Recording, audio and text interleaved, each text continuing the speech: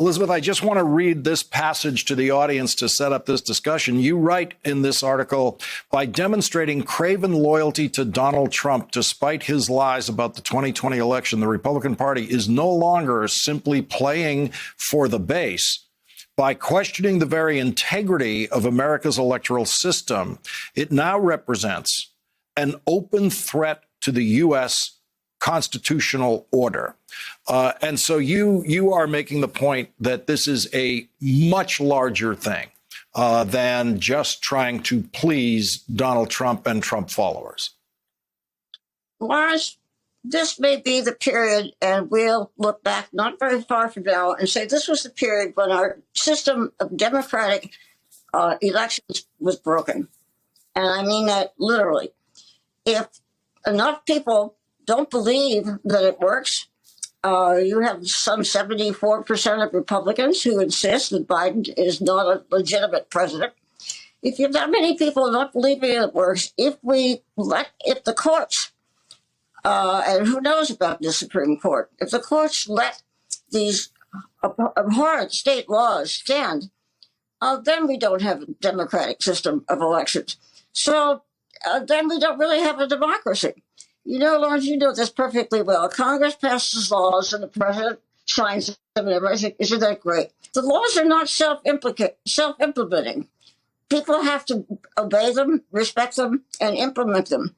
If you have enough people, and we apparently had enough in 2020, and now still going on, who don't believe in it, who denigrate it, then we don't have a democracy that destroyed the system, and that's what I'm worried about. We're setting horrible precedents.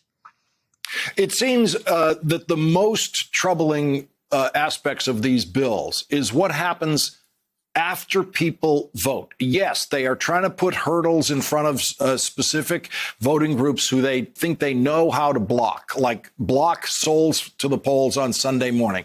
We know what they're doing there.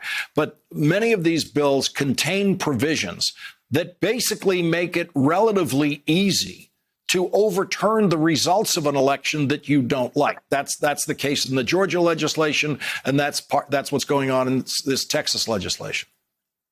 Well, that's the danger, that they're passing laws, and they're not very hard to understand. They're pretty obvious in what they're aiming at.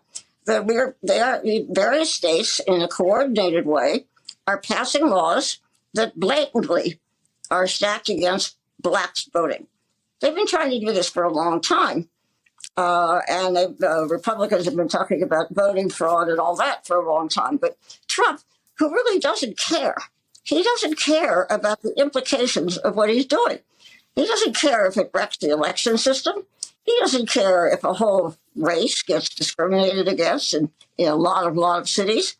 And you know, the 2020 election was a lot closer than people think. Yes, Biden did very well in the popular vote, but as the world knows by now, I hope, that's not what's counted at the end. It's the electoral vote. And that was much more narrow. It was narrower than it was in 2016. So it's not a sure thing that these kinds of actions won't overturn the result of an election.